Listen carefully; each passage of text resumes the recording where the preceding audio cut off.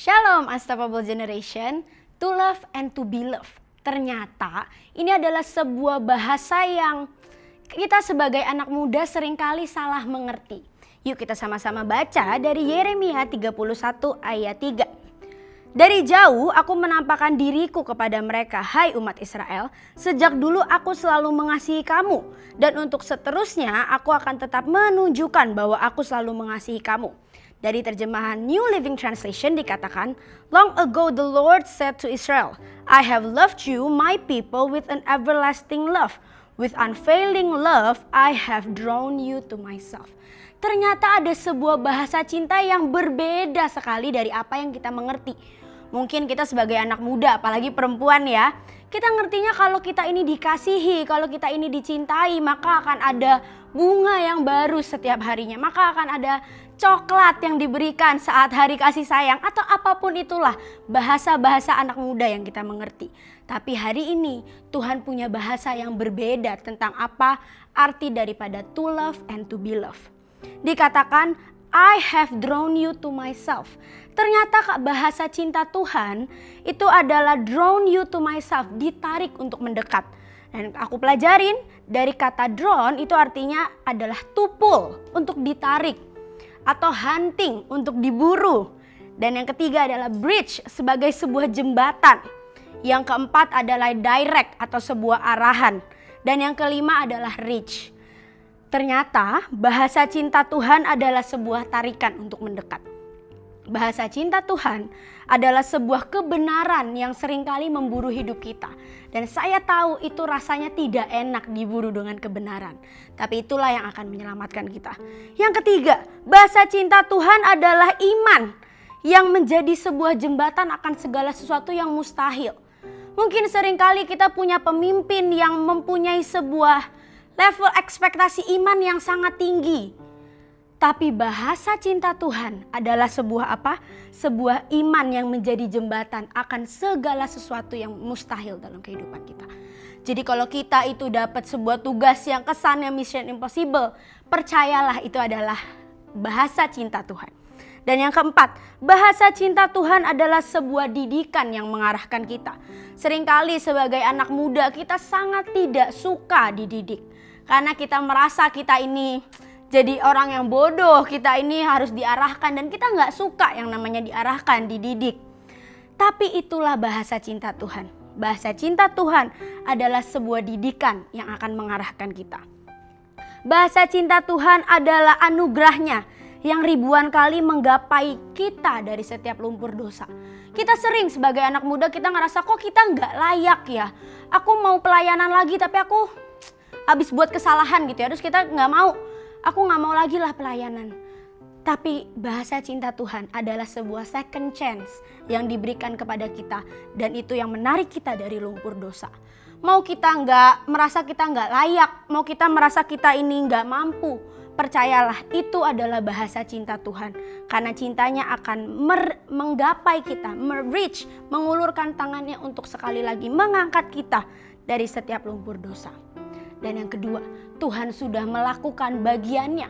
Dari awal beribu-ribu keturunan sebelum kita, Tuhan adalah Tuhan yang setia. Dan akan menunjukkan kasih setianya kepada setiap kita. Tapi kedua, itu bagian kita. Yaitu untuk mencintai Tuhan. Atau to love God. Apa yang firman Tuhan katakan tentang to love God? Dikatakan di Deuteronomy 11 verse 12 versi New Living Translation. Be careful to obey all these commands I am giving you.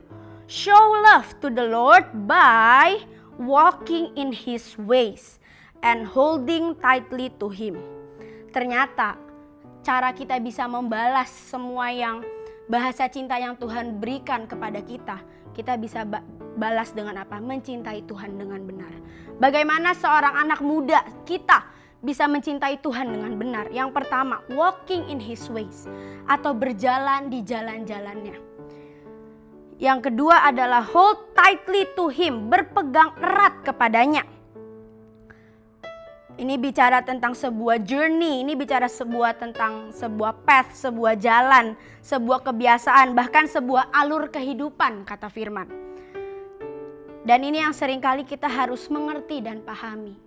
Karena jalan-jalannya Tuhan itu bukan jalan-jalan pencapaian.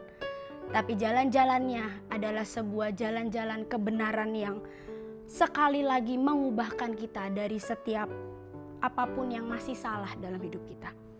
Jalan-jalannya bukan sebuah tepuk tangan dan lampu sorot, tapi itu bicara tentang sebuah mesbah dan korban.